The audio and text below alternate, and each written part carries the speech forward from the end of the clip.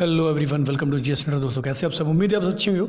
चलिए कंटिन्यू करते हैं। हमारा इंटरनेशनल ऑर्गेनाइजेशन की सीरीज चल रही है, तो बहुत ज़्यादा इंपॉर्टेंट है। हम बिम्स्टेक के बारे में पूरी जानकारी ले चुके हैं। आज हम पढ़ने वाले हैं सार्क के बारे में। तो सार्क क्या है कि south association for regional south Asian नहीं है यहाँ पर, तो south Asian association for regional cooperation. तो काफ़ी इंपॉर्टेंट हो जाता है भारत दक्षिण एशिया के जो देश हैं उनके बीच में कोऑपरेशन करना। लेकिन फिलहाल ये ठंडे बस्ते में पड़ा हुआ है बिकॉज ऑफ हमारा पड़ोसी, जो एकमात्र पड़ोसी है जो सरदर्द बना हुआ है सबके लिए, पूरी दुनिया के लिए सरदर्द है वो। तो उसकी वजह से ठंडे बस्ते में भी हाल में पड़ा हुआ है। चलिए आगे देखते हैं इसके बारे में। इंपॉर्टेंट की पॉइंट देखते हैं क्या है। तो पहला क्वेश्चन आता है कि पहला क्या पॉइंट है हमारा कि इसकी स्थापना कहाँ हुई थी? ढाका में हुई थी। ध्यान रखेंगे इसके बारे में कि इसकी स्थापना जो हुई थी वो ढाका में हुई थी। इसका सचिवालय कहाँ पर खोला गया है? काठमांडू में खोला गया है। सचिवालय कहाँ पर है सार्क का? काठमांडू में। और सदस्य देश कितने हैं? तो 8 है। तो इसके सदस्य देश कितने हैं? तो 8 है। इसको देख लेते हैं 8 देश कौन कौन से हैं। तो ये आपका पाकिस्तान है, अफगानिस्तान है, पाकिस्तान है, इंडिया है, नेपाल है, भूटान है और बांग्लादेश है, श्रीलंका और मालदीव। तो कुल मिला के ये 8 देश है। यहाँ से आप देख सकते हैं साउथ एशिया के जो भी इंपॉर्टेंट देश हैं वो इसके सदस्य हैं। फिलहाल हमारा जो पड़ोसी पाकिस्तान है उसकी वजह से ये पूरा का पूरा ठंडे बस्ती में पड़ा हुआ है। इसलिए भारत ने इसके पैरेलल में बिम्स्टेक को बनाया है, क्योंकि इसके साथ हम सहयोग नहीं कर सकते, क्योंकि आए दिन ये इंसर्जेंसी फैलाता है हमारे क्षेत्र में और टेररिस्ट अटैक कराने का इसका काम रहता है। तो इसलिए हम पाकिस्तान को वैसे भी अलग थलग पूरी तरीके से करना चाहते हैं। तो इसलिए हमने सार्क को ठंडे बस्ते में डाल रखा है। भारत अधिकतर इस्लामाबाद की अगर बैठक ले लो उसमें भारत ने हिस्सा नहीं लिया था, पाकिस्तान में किसी बैठक में हिस्सा नहीं लिया। और अभी हाल फिलहाल में तो ये पूरी तरीके से ठंडे बस्ते में है, तो इसमें ज़्यादा कुछ काम नहीं हो रहा है। तो लेकिन इसके अपोजिट में भारत ने बिम्स्टेक में किया हुआ है काम और आसियान के साथ मिलकर भारत सहयोग कर रहा है। तो ध्यान रखेंगे इसको कि अभी हाल में सार्क का क्या हो रखा है। तो सार्क एकदम इस समय कुछ ज़्यादा वर्क नहीं कर रहा है। बाकी आगे जानकारी लेते हैं कि इसके सदस्य देश कितने हैं? 8 है। तो 8 इसके सदस्य देश हैं। ध्यान रखेंगे। ऑब्जर्वर देशों की बात करें अगर इसमें कितने देश ऑब्जर्वर हैं, तो ऑब्जर्वर काफ़ी इंपॉर्टेंट हो जाते हैं। तो 9 देश इसके ऑब्जर्वर हैं। कौन कौन से देश के ऑब्जर्वर हैं? ऑब्जर्वर है तो ऑस्ट्रेलिया है, आपका यूरोपियन यूनियन है, दक्षिण कोरिया है, ईरान है, मॉरिशस है, अमेरिका है, म्यांमार है, जापान है और चीन है। तो लगभग 9 देश इसके ऑब्जर्वर हैं। काफ़ी इंपॉर्टेंट है।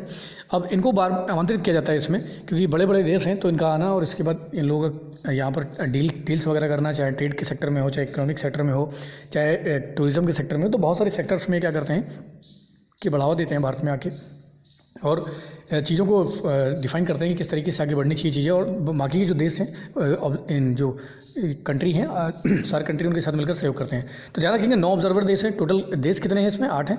तो 9 ऑब्जर्वर देश हैं। आगे हम बात करते हैं इसकी कि सब शुरुआत में 1993 में क्या होता है, ढाका में 7वां सम्मेलन हुआ था। 7वें सम्मेलन में साप्टा संपन्न हुआ था। अब साप्टा का मतलब क्या होता है कि south Asian preferential trade agreement. तो इसके साउथ एशियन जो कंट्रीज हैं इनके बीच में 7वें सम्मेलन में 1993 में ढाका में साप्टा का क्या हुआ था, संपन्न हुआ था इनके बीच में कि हम क्या करेंगे, हम ट्रेड एग्रीमेंट कर रहे हैं। तो सारे देशों ने ट्रेड एग्रीमेंट किया था। लेकिन वही बात है कि इसको लागू कब किया गया था कि 1995 में, 1995 में साप्टा को लागू कर दिया गया था। आगे हम देखते हैं कि 2004 में जाकर फ्री ट्रेड एग्रीमेंट हुआ था। सार्क कंट्री के बीच में फ्री ट्रेड एग्रीमेंट हुआ, जिसमें कि सारे देश शामिल थे उसमें।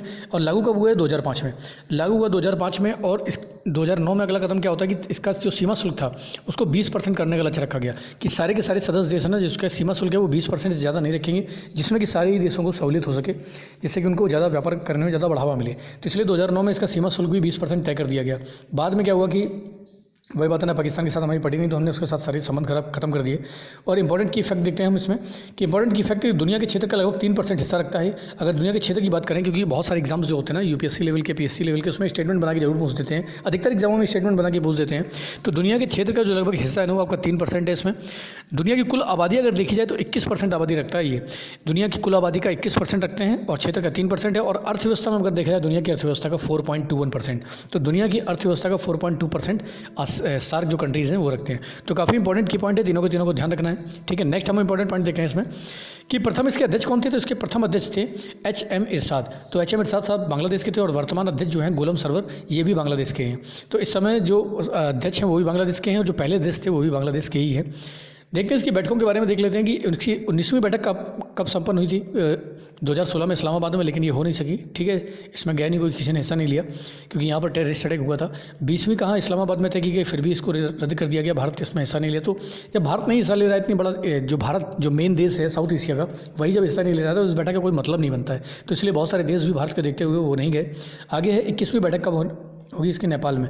तो 21वीं बैठक कब हुई? नेपाल में। तो ये काफ़ी इंपॉर्टेंट है कि जो सार्क देशन की 21वीं बैठक कब हुई? नेपाल में 2023 में। ठीक है, तो ध्यान रखेंगे लास्ट की 3 बैठकें, बाकी तो इसकी 21 बैठकें हो चुकी, ज़्यादा ध्यान नहीं देना इसमें, इतना ज़्यादा कुछ होता नहीं है, हमारे लिए काफ़ी इंपॉर्टेंट है नहीं, क्योंकि वही बात है ना कि दुश्मन बैठा हुआ है उसमें और सरदर्द हमारा बैठा हुआ है, तो हम उसमें ज़्यादा भाव नहीं देते। बाकी अगर हम बात करें इंस्टीट्यूशन के बारे में, ज़्यादा पढ़ना भी नहीं इसके बारे में। अगर इंस्टीट्यूशन की बात करेंगे, सार्क का जो आर्बिट्रेशन जो आपका काउंसिल का हेडक्वार्टर है वो कहाँ पर है? इस्लामाबाद में, इसको ध्यान रखेंगे। डेवलपमेंट फंड का हेडक्वार्टर कहाँ है? थिम्पू में है। यूनिवर्सिटीज़ की कहाँ है? सार्क यूनिवर्सिटी दिल्ली में है।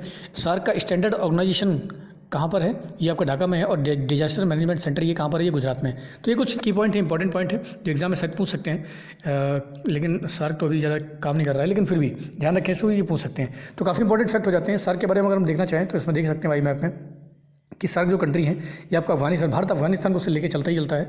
ठीक है, तालिबान के बाद से तो थोड़ा सा अलग परिस्थिति हो गई, लेकिन अफगानिस्तान हो गया, पाकिस्तान हो गया, यहाँ पर आपका मालदीव्स वगैरह हो गए, ये श्रीलंका हो गया, नेपाल हो गया, भूटान हो गया, ठीक है, बांग्लादेश। तो ये जो हमारी कंट्रीज़ हैं, तो इन कंट्रीज़ के साथ सार्क का गठन किया गया था कि साउथ एशिया में हम पूरी तरीके से इसको देख पाएँ। बाकी म्यांमार हमारा ऑब्जर्वर कंट्री है, तो एग्जाम में डायरेक्ट वो एग्जाम क्वेश्चन बना देते हैं कि बताइए इनमें से कौन सा सदस्य नहीं है, तो शायद वो इनमें से डाल देंगे आपको, ऑब्जर्व देशों में से डाल देंगे कि जैसे म्यांमार हमारे बगल में है, तो हो सकता है कि बच्चे समझे कि म्यांमार हमारा सदस्य है, लेकिन म्यांमार बिम्स्टेक का सदस्य है, सार्क का सदस्य नहीं, इसको ध्यान रखना है। ठीक है, बाकी हम देख ही चुके हैं कि पाकिस्तान है, अफगानिस्तान है, इंडिया, मालदीव, श्रीलंका है, बांग्लादेश है, भूटान है और नेपाल, ये सारे देश सार्क के सदस्य हैं। ठीक है, अब कुछ और देख लेते हैं इंपॉर्टेंट पॉइंट इसमें क्या आते हैं कि सार्क का जो एग्रीकल्चर सेंटर है ये कहाँ पर है? तो ये ढाका में है, इसको भी ध्यान रखना है कि सार्क का एग्रीकल्चर सेंटर कहाँ? ढाका में। मेट्रोलॉजिकल रिसर्च सेंटर कहाँ पर? ढाका में, ये भी है। फॉरेस्ट्री सेंटर कहाँ पर है? थिम्पू में। और डॉक्यूमेंटेशन सेंटर कहाँ है? नई दिल्ली में। डिजास्टर मैनेजमेंट पता ही आपको, गुजरात में, गांधीनगर में।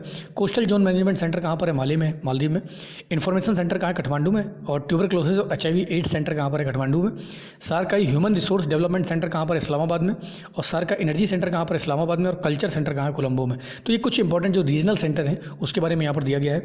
थोड़ा सा एक बार देख लो, शायद कभी फंस जाए एग्जाम में कि एग्जामिनर का मूड है क्या दे दे क्या नहीं दे दे, तो इसलिए आप देखते रहो इसको। तो बस इतना इंपॉर्टेंट की पॉइंट था, ज़्यादा इसमें कुछ पढ़ना नहीं है, ज़्यादा इतना कुछ इंपॉर्टेंट है नहीं इसमें पढ़ने लायक कुछ कि आप ज़्यादा बहुत ज़्यादा ज़रूरत है। फिलहाल इसका कोई काम वर्क तो है नहीं कि कुछ वर्क कर रहा है, कुछ बहुत ज़्यादा काम हो रहा है इसमें, तो ठंडे बस्ते में ही लगभग पड़ा हुआ है, कोई बैठक में हिस्सा नहीं लेता भारत में, ज़्यादा ध्यान नहीं देता है। तो चलिए इसी तरीके से आज हमारा एक और संगठन खत्म होता है। तो इसको देखो लगातार, बहुत ज़्यादा इंपॉर्टेंट है, क्योंकि ये पढ़ने के बाद आपको कॉन्फिडेंस बूस्ट होने वाला है, बिल्कुल होने वाला है, क्योंकि सारे की पॉइंट आपको यहाँ पर देखने को मिल जाते हैं और आने वाले एग्जाम्स के लिए और आगामी एग्जाम्स के लिए जितने भी एग्जाम्स उसमें बहुत ज़्यादा हेल्पफुल होने वाला है। तो चलिए इसी तरीके से लगातार पढ़ कीजिए, लगातार मेहनत कीजिए। आज के लिए इतने बहुत है। जय हिंद।